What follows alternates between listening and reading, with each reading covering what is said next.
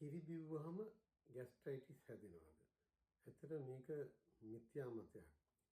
සමහරක් වෙලාවට දැන් කිරි බිව්වහම වෙන කිරිවල තියෙන ලැක්ටෝස් නිසා වෙන වෙන ප්‍රශ්න තියෙන්න පුළුවන්. උදාහරණයක් ලැක්ටෝස් ඉන්ටොලරන්ස් කියන එක සමහරක් අයට තියෙනවා. ඒක ජානමය සම්බන්ධ හෙරිඩිටරි අපි කියලා කියනවා.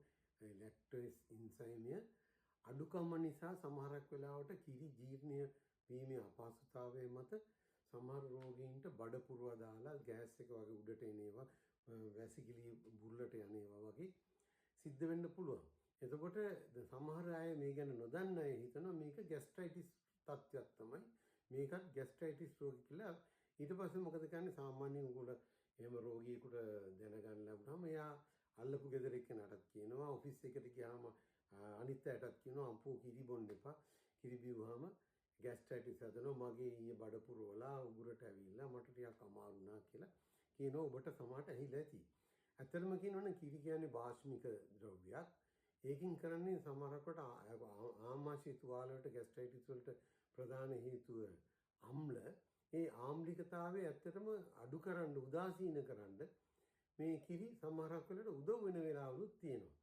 ඒ නිසා ඇත්තටම දැන් මේ බෙහෙත් වර්ග නැති කාලේ ඉස්සර මේ සමහර තුවාල හොඳ කරන්න නහයෙන් බට දාලා මිල්ක් ඩ්‍රිප් කියලා අපි කිරි මේ දීපු අවස්ථා තියෙනවා. දැන් ඉතින් එහෙම දෙන්න අවශ්‍ය නැහැ. මොකද දැන් ඕන තරම් බෙහෙත් තියෙන නිසා. ඒ හින්දා මේ මිත්‍යා මතය මම හිතන්නේ වපුරන්න එපා. පතුරවන එක තේරුම්න්නේ. එහෙම තමන්ට ගත්තාම කිරි බිව්වහම එහෙම රෝග තත්ත්වයක් එනවනම් ඒක බොහෝ දුරට ලැක්ටෝස් ඉන්ටොලරන්ස් කියන තත්ත්වය නැතුව ગેස්ට්‍රයිටිස් නෙවෙයි. ඒ හින්දා ඒ වගේ අයට ගන්න ලැක්ටෝස් ෆ්‍රී මිල්ක් පවුඩර්ස් තියෙනවා. හොඳ ටිකක් මිල ටිකක් අධිකයි. ඒ වුණාට තමන්ට කිරි ආහාරය අවශ්‍ය නම් අපිට ලැක්ටෝස් අයින් කරපු කිරි වර්ග පානය කරන්න පුළුවන්. එහෙම නැතුව කිරි බිව්වහම ગેස්ට්‍රයිටිස් හැදෙනවා කියලා මේ වැරදි ප්‍රචාර මත දුර්මත සමාජයට එකතු කරන්න එපා.